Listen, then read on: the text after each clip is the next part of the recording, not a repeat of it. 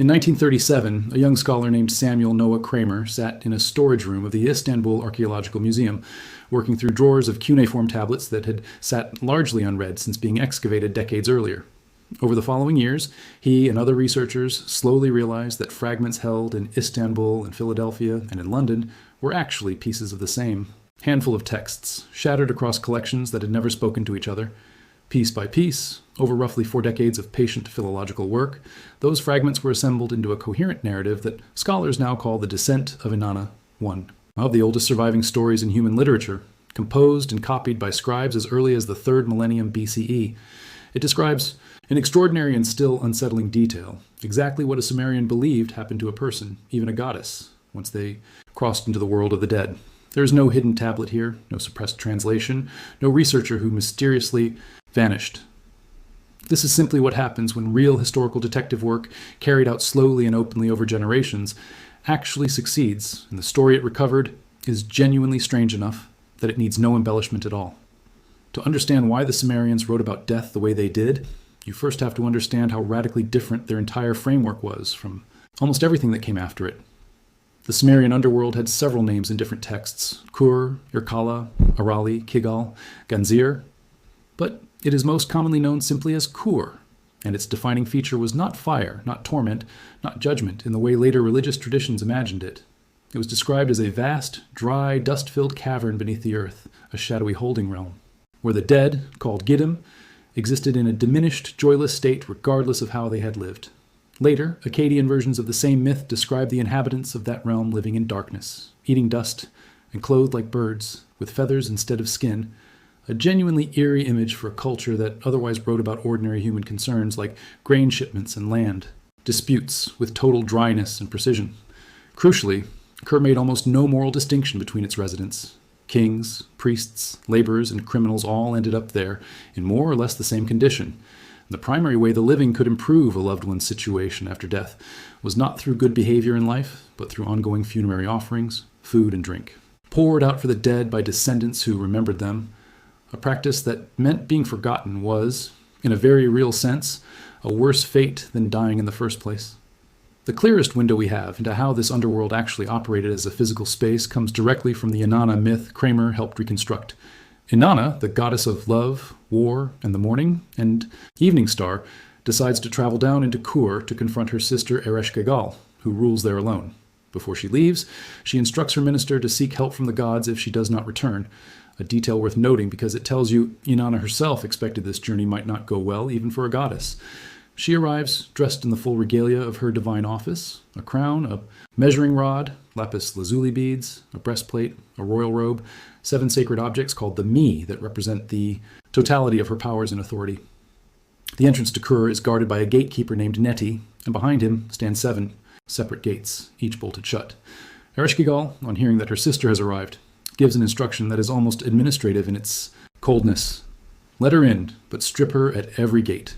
And that is precisely what happens. At the first gate, Inanna's crown is removed. At the second, her lapis beads. At the third, her double strand of beads at the breast. Gate by gate, ornament by ornament, every marker of her identity, rank, and power is taken from her until she arrives at Ereshkigal's throne room completely naked, entirely stripped of the authority she carried when she began her journey. Ereshkigal then judges her, and Inanna is struck dead on the spot, her corpse hung on a hook on the wall like meat in a storeroom.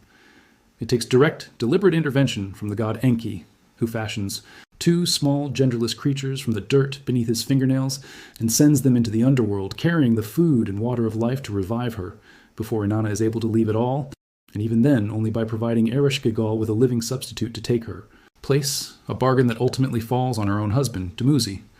The symbolism embedded in that structure is genuinely rich once you sit with it, and none of it requires inventing hidden codes to make it interesting. The 7 gates, each stripping away a layer of identity, function as one of the earliest known literary expressions of an idea that recurs across an enormous number of later religious and philosophical traditions: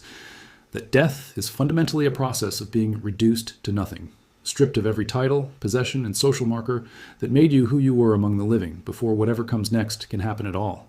Even a goddess is not exempt from that reduction. If anything, the myth seems to go out of its way to demonstrate that rank and divine status offer no special protection once you cross that threshold. Scholars studying the wider context of the myth also connect it to the agricultural cycle it was eventually merged with.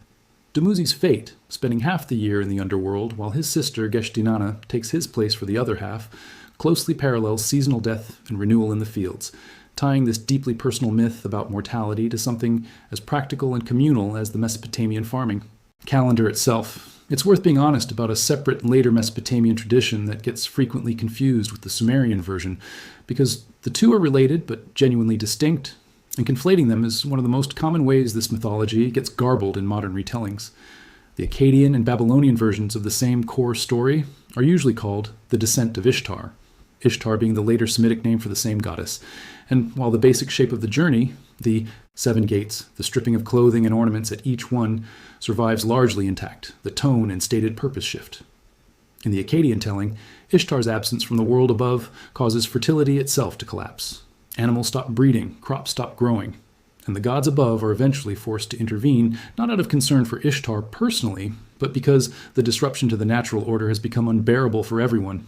That version of the myth is less a personal story about one goddess's confrontation with mortality, and more an explanation for why fertility, sexuality, and the growing season are so tightly bound together in the Mesopotamian religious imagination, which is a genuinely different emphasis from the earlier Sumerian telling, even though both versions clearly descend from the same underlying story.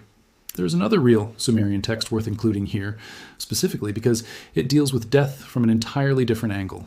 Not a goddess's symbolic journey, but an ordinary, human being's actual encounter with what waits below. In the later portion of the Epic of Gilgamesh, usually appended as a 12th tablet and drawing on an earlier, separate Sumerian poem about Gilgamesh and his servant Enkidu, Enkidu breaks a series of taboos regarding objects that have fallen into the underworld and becomes trapped there himself.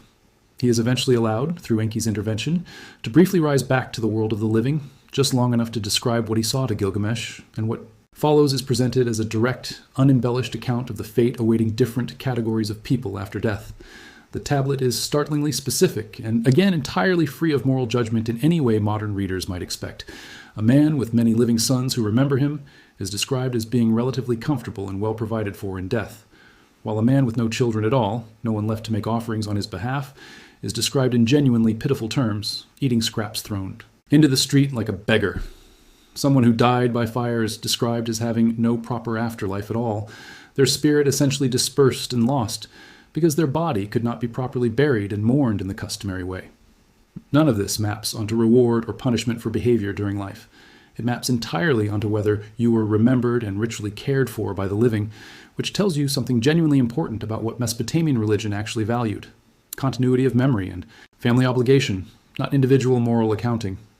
If you want a genuinely shocking real fact about how seriously Sumerians took the boundary between life and death, you do not need to invent one, because actual archaeology already handed us one of the most disturbing discoveries in the history of the field. Between 1922 and 1934, British archaeologist Leonard Woolley excavated what became known as the Royal Cemetery of Ur,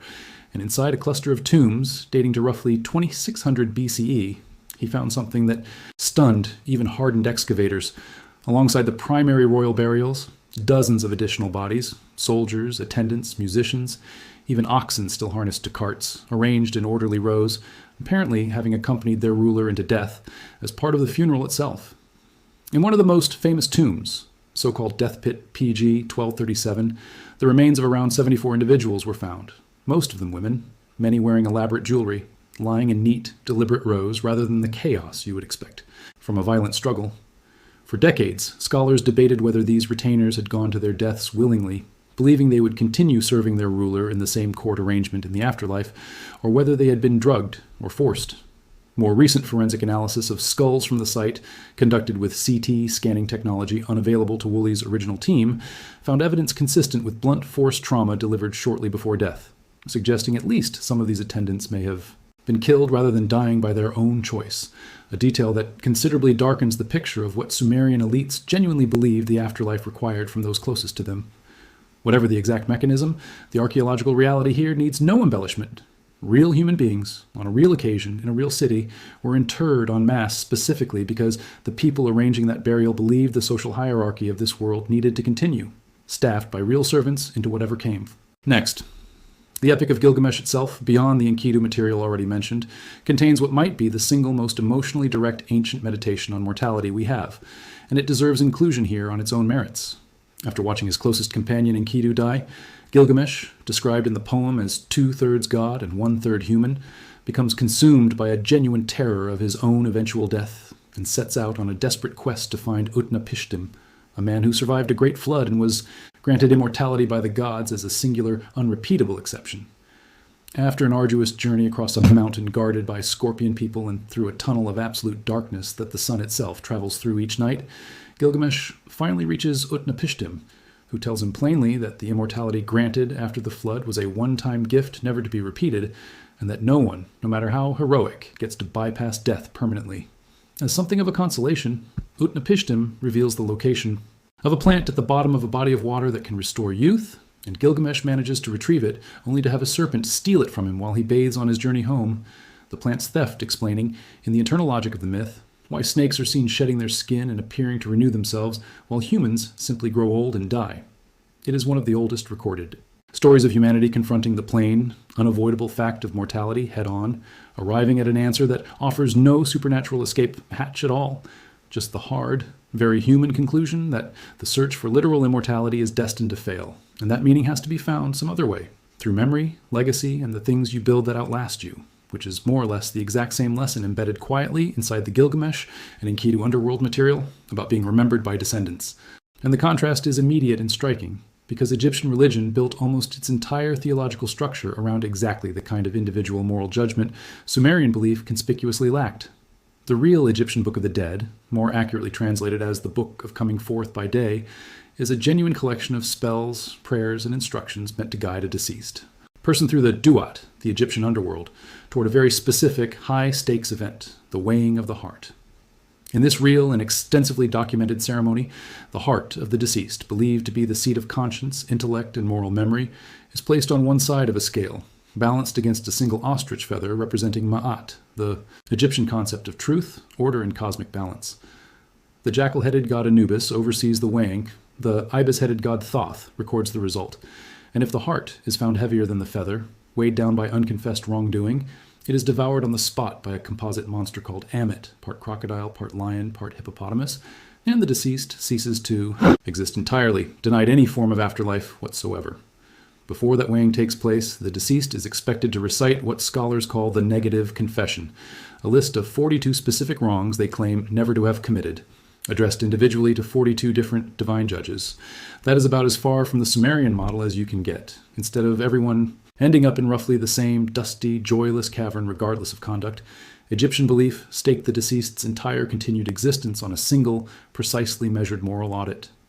Greek belief, developing later and drawing on its own distinct traditions, produced yet another genuinely different model, one that in some ways splits the difference between the Mesopotamian and Egyptian pictures. The realm of Hades, named for the god who ruled it, was itself subdivided into different regions depending on how a person had lived.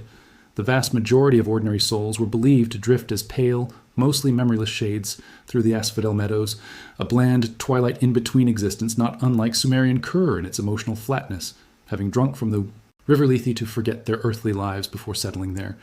But Greek myth also carved out two specific extremes largely absent from the Sumerian model.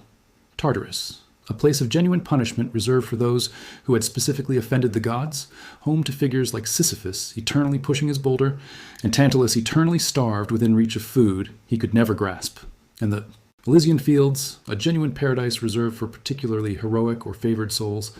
Getting into the realm of the dead at all required crossing the river Styx, ferried by the boatman Charon in exchange for a coin traditionally placed in or on the mouth of the deceased during burial, and passing the three-headed guardian dog Cerberus at the gates.